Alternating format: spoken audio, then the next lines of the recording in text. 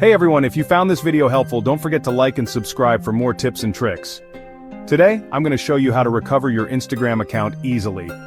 Whether you forgot your password or think you've been hacked, I've got you covered.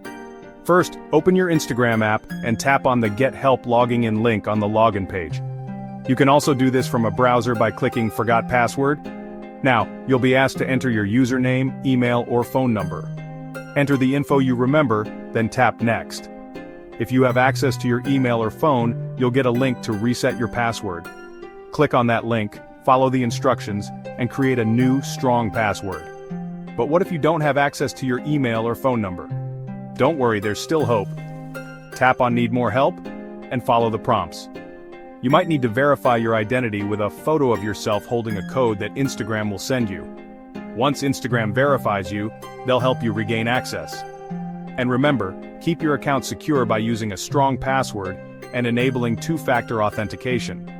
If you enjoyed this quick guide, hit the like button and subscribe for more useful tips on getting the most out of your tech. Catch you in the next video.